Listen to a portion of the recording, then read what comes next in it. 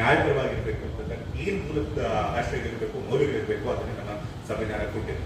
ಆದರೆ ಇವತ್ತು ಪರಿಸ್ಥಿತಿ ಏನಪ್ಪಾ ಆಗೋಗಿದೆ ಅಂತಂದ್ರೆ ನಮ್ಮ ಸಂವಿಧಾನನ ರಕ್ಷಣೆ ಮಾಡಿ ಅಂತ ಹೇಳಿ ನಾವು ಕೇಳ್ಕೊಳ್ಳುವಂತಹ ಪರಿಸ್ಥಿತಿ ಬಂದಿದೆ.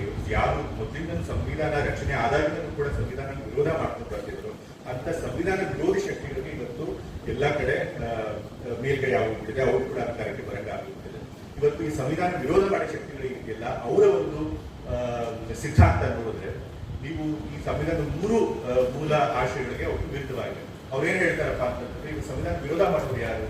ಮನುಸ್ಮೃತಿಯನ್ನ ನಂಬುವಂಥವ್ರು, ಹಿಂದುತ್ವವಾದರು, ತಮ್ಮನ್ನ ತಾವು ಸನಾತನಿಗಳು ಅಂತ ಕರ್ಕೊಳ್ಳೋರು. ಅಂತಂದ್ರೆ ಕೇವಲ ಧರ್ಮದ ಆಧಾರದ ಮೇಲೆ ಸಮಾಜ ನಡೀಬೇಕು, ಸಂವಿಧಾನದಲ್ಲಿ ಎಲ್ಲರಿಗೂ ನ್ಯಾಯ ಕೊಟ್ಬಿಟ್ಟಿದ್ದಾರೆ, ಎಲ್ಲಾ ಧರ್ಮಗಳಿಗೂ ಸಮಾನತೆ ಕೊಟ್ಬಿಟ್ಟಿದ್ದಾರೆ, ಆದ್ರೆ ನಮ್ಮ ಧರ್ಮದ ಆಧಾರದ ಮೇಲೆ ಇದು ದೇಶ ಸಮಾಜ ನಡೀಬೇಕು ಅಂತ ಬಯಸೋದು ಈ ಸಂವಿಧಾನಕ್ಕೆ ವಿರೋಧ ಮಾಡುವಂಥವ್ರು. ಅವ್ರೇನ್ ಹೇಳ್ತಾರೆ, ಮನುಸ್ಮೃತಿ ಹೇಳೋದಕ್ಕೆ ಅವರು ಸಮಾನತೆಯನ್ನು ವಿರೋಧ ಮಾಡ್ತಾರೆ. ಅವ್ರೇನ್ ಹೇಳ್ತಾರೆ, ಕೆಲವು ಜಾತಿಗಳು ಮಾತ್ರ ಅಧಿಕಾರ, ವಿದ್ಯೆ, ಸಂಪರ್ಕ ಗಳಿಸಬೇಕು, ಇನ್ನು ಮಿಕ್ಕಿದವರೆಲ್ಲ ಅವ್ರ ಕೈ ಕೆಳಗೆ ಅಡಿಯಾಳ ಆಗಿರ್ಬೇಕು ಅಂತ ಹೇಳ್ತಾರೆ. ಅವರು ಲಿಂಗ ಸ್ವಾತಂತ್ರ್ಯದಲ್ಲೂ ನಂಬಿಕೆ ಇಟ್ಕೊಳ್ಳೋದಿಲ್ಲ.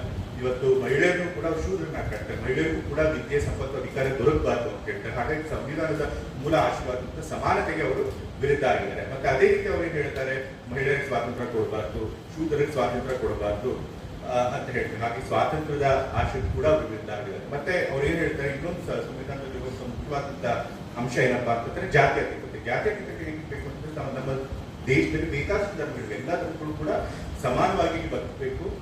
ಒಂದು ಧರ್ಮ ಮಾತ್ರ ಮೇಲೂ, ಒಂದು ಧರ್ಮದ ಆಧಾರದ ಮೇಲೆ ನಾವು ದೇಶ ನಡೆಸ್ತೀವಿ ಅಂತಂದ್ರೆ ಬೇರೆ ಧರ್ಮದವರು ಸೆಕೆಂಡ್ ಕ್ಲಾಸ್ ಸಿಟಿಸನ್ಗಳಾಗಿ ಬದುಕಬೇಕಾಗುತ್ತೆ. ಅವಾಗ ನಿಜವಾದಂತಹ ಸೌಹಾರ್ದ ಭ್ರಾತೃತ್ವ ಬರೋದಕ್ಕೆ ಸಾಧ್ಯ ಆಗುದಿಲ್ಲ. ಸೊ ಹಾಗಾಗಿ ಸಮಾನತೆ, ಸ್ವಾತಂತ್ರ್ಯಗಳನ್ನೆಲ್ಲ ವಿರೋಧ ಮಾಡಿದ್ರೆ ನಿಜವಾದ ಭ್ರಾತೃತ್ವ, ಸೌಹಾರ್ದ ಕೂಡ ಸಮಾಜದಲ್ಲಿ ನಾವು ಕಾಣಲಿಕ್ಕೆ ಸಾಧ್ಯ ಆಗುದಿಲ್ಲ.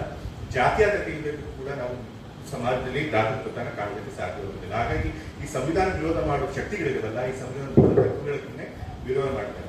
ಹಾಗಾಗಿ ಮೂಲ ತತ್ವಗಳು, ಈ ಮೂಲ ಆಶಯಗಳು ಸಂವಿಧಾನ ಉಳಿಲಿಲ್ಲ ಅಂತಂದ್ರೆ ನಮ್ಮ ಸಮಾಜದಲ್ಲಿ ಯಾರು ಕೂಡ ಬಹುಸಂಖ್ಯಾತ ಜನರು ಯಾರು ಕೂಡ ನೆಮ್ಮದಿಯಿಂದ ಬದುಕಕ್ಕೆ ಸಾಧ್ಯ ಆಗ್ತಿಲ್ಲ, ಸಮಾಜನ ಅಭಿವೃದ್ಧಿ ಮಾಡೋದಕ್ಕೆ ಸಾಧ್ಯ ಆಗ್ತಿಲ್ಲ. ಹಾಗಾಗಿ ಇವತ್ತು ಈ ಸಂವಿಧಾನ ವಿರೋಧ ಮಾಡುವ ಶಕ್ತಿಗಳನ್ನ ನಾವು ಸೋಲಿಸಬೇಕಾಗಿದೆ.